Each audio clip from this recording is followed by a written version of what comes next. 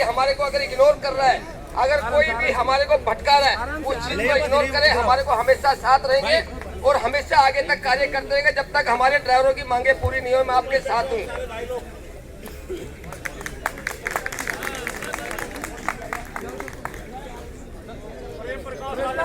प्रेम प्रकाश राजस्थान। प्रेम प्रकाश राजस्थान। मोहम्मद नक्शे दिल्ली।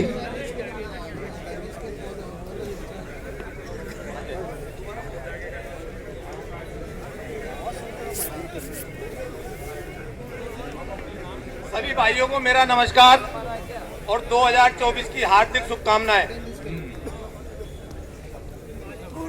भाइयों, आज हम इस मंच पे इसलिए इकट्ठा हुए हैं कि ये जो अमित शाह जी ने लोकसभा में बैठ के बिल पास करा है,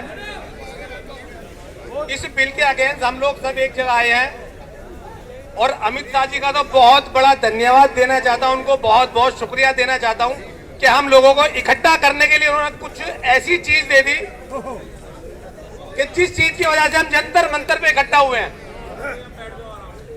और जो भाई मेरे नहीं पहुंच पाए हैं, कुछ देरी हो रही होगी, लेकिन ये सैलाब इसी तरीके से आगे बढ़ना चाहिए। जैसे कोई राजनीतिक पार्टी आगे आती है, उसी तरीके की राजनीतिक पार्टी की तरह ये जुलूस आना चाहिए और आगे भी इसका समर्थन करें। अमित शाह जी ने जो ये बिल पास करा है, 10 लाख जुर्माना या 10 साल की सजा। एक ड्राइवर इतना सक्षम नहीं होता जो 10 लाख रुपए इकट्ठे करके और कोर्ट में जमा कर सके। और अगर 10 साल की सजा काटने जाता है तो उसके बच्चे कहां जाएंगे?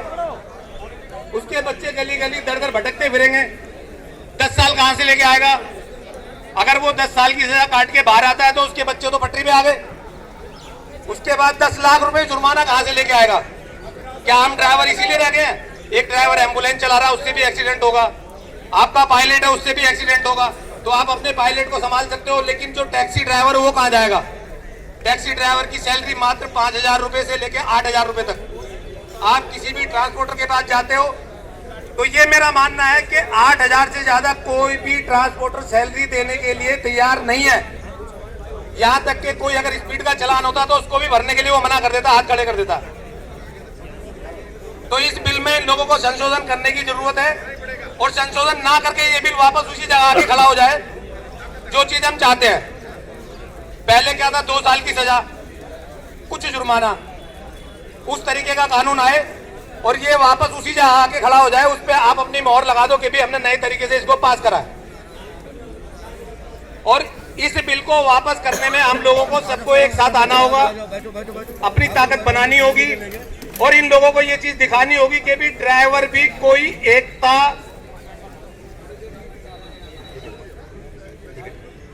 ये ड्राइवर भी एकजुट हो सकते हैं।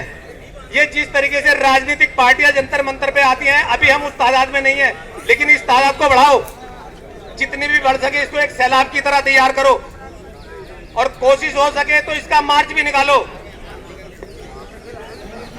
इस आन के साथ मैं अपनी बातों को विराम देता हूं। हर एक आदमी को 2-2 मिनट का टाइम दिया गया है, 2 से 3 मिनट का, सिर्फ 2 मिनट का टाइम दिया गया। 2 मिनट में जो भी आप अपनी जो नेचुरल चीजें सिर्फ उसको रखो और गलत शब्द का प्रयोग ना करें। जो भी भाई आए, डायरेक्ट किसी का भी नाम लो, उसके सामने जी जरूर लगा दो, चाहे विपक्ष में बैठा है चाहे वो सत्ता में बैठा है।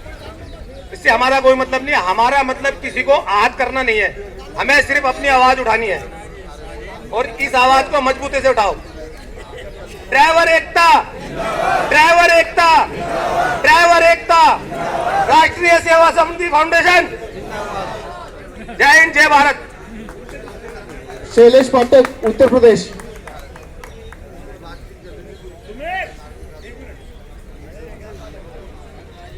भाई साहब जितने खड़े हैं कृपा करके सारे अपनी जगह पे आ जाएं, बैठ जाएं, अच्छी बात है। इनको थोड़ा ही सुनाई दे, ये तो यहाँ से गया मीना बाजार में। अगर ये चाय घर में नहीं मिलती तो आप चाय का मजा लो और फिर बेशक चले जाओ, कोई फायदा नहीं है आपका यहाँ पे। ड्राइवर एकता जिंदाबाद, ड्राइवर एकता जिंदाबाद, ड्राइवर एकता जिंदाबाद। हम सब एक है, हम सब एक है। भारत माता की। मैं आए हुए सभी साथियों का बहुत बहुत आभार करता हूँ। और दोस्तों, ये जो काला कानून हम लोगों के बीच में आया है, ना कहीं बहुत ही निंदनीय है। और इस कानून को लेकर के आज देश में जो पूरा ड्राइवरों के अंदर आक्रोश भरा हुआ है वह जाना जाए। आखिर हमारे देश में सरकार ड्राइवर को क्या समझती है, ड्राइवर का इतना अत्याचार क्यों कर रही है, एक बहुत बड़ा सवाल हम लोगों के सामने खड़ा होता है। हम लोग सब मिल करके एक साथ उसका मुंह तोड़ जवाब देने का कार्य करेंगे। हमारे देश में जो ड्राइवर अपना और अपने परिवार का सुरक्षा न करते हुए पूरे देश का अर्थव्यवस्था चलाता है, उसको सुरक्षा देने के बजाय उसे और शोषण किया जा रहा है। आखिर हमारे देश की सरकार और परिवहन डिपार्टमेंट क्या सोच रहा है? साथियों और सब लोग यहाँ पर जो आए हैं, मैं सभी को बताना चाहूंगा कि और बहुत से हम लोगों के साथी रास्ते में आ रहे हैं, कोई ट्रेन में फंसा हुआ है, कोई किसी प्रकार से, लेकिन आप लोगों को मजबूती से अपने ताकत को एकत्रित करके सरकार को उखाड़ के फेंक देना है। तो आप लोग इस बात से सहमत है कि नहीं है? बोलिए ड्राइवर एकता, ड्राइवर एकता, हम सब इसी के साथ दोस्तों बताना चाहूंगा, मैं व्यावसायिक ड्राइवर एकता सोसाइटी आजमगढ़ उत्तर प्रदेश से चल करके तमाम साथियों के साथ यहाँ पर आया। और ये जो चालक बैठा है, सरकार को यह ध्यान देना चाहिए कि अभी चालक 24 घंटे अपने हरकत में आया तो पूरे देश में बड़े बड़े चैनल देखने लगे और बड़े बड़े लोग ड्राइवरों की बात करने लगे। साथियों, अगर हमारा ड्राइवर चाहेगा जिस दिन पूरे देश के 25% ड्राइवर इस सरकार को उखाड़ करके फेंक देगा। जिंदाबाद, जिंदाबाद,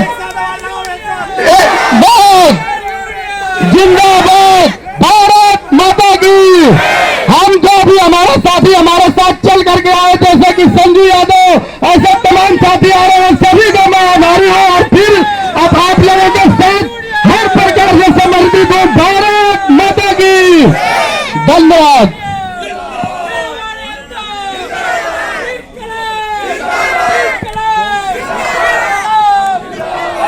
राम नरेश निषाद दिल्ली, राम नरेश निषाद दिल्ली, राजू यादव दिल्ली। निषाद सर जल्दी आइए।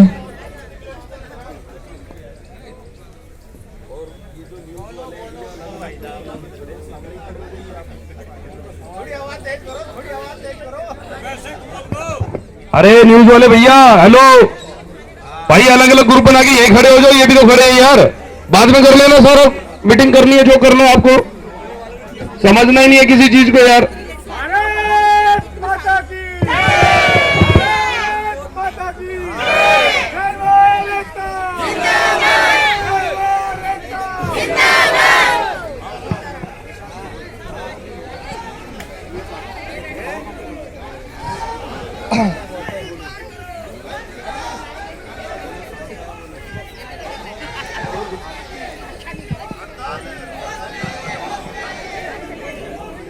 हमारे साथ में महाराष्ट्र से बाबा कामले साहब भी आए हुए हैं, आपने उनके विचार भी सुनने हैं। तो मैं आप सबसे बोल सकता हूँ कि जो भी आए, कम से कम एकता जिंदाबाद, जिंदाबाद, जिंदाबाद। सभी साथियों को नमस्कार।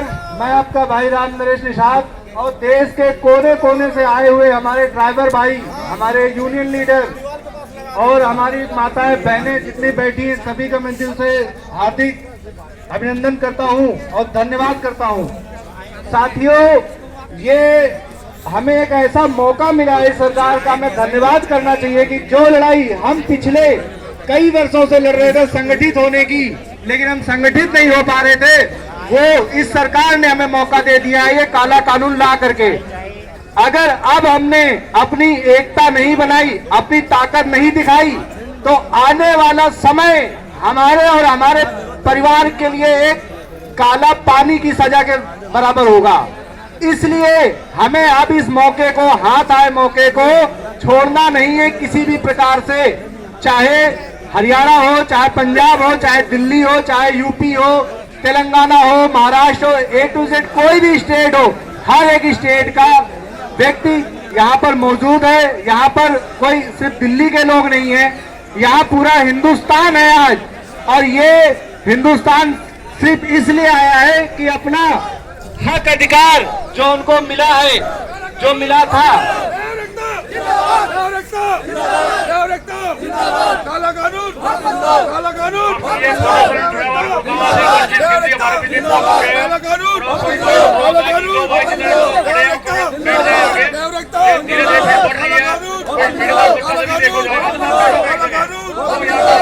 क्या फायदा इन बातों का? थोड़ा ध्यान दीजिए इन बातों पे कि हमारे बीच में दूर दूर से प्रधान चल के आ रहे हैं, वो खाली आपके लिए चल के आ रहे हैं, उनको अपना कोई इतना वो नहीं है। तो कम से कम आप ये सोचिए कि तुम्हारे लिए कौन कहां से आ रहा है और आप उनका क्या स्वागत कर रहे हैं। ध्यान दीजिए अपने कामों में, जो भी आप मिशन लेके चले मिशन के ऊपर खड़ा होकर अपनी कोशिश कीजिए। धन्यवाद।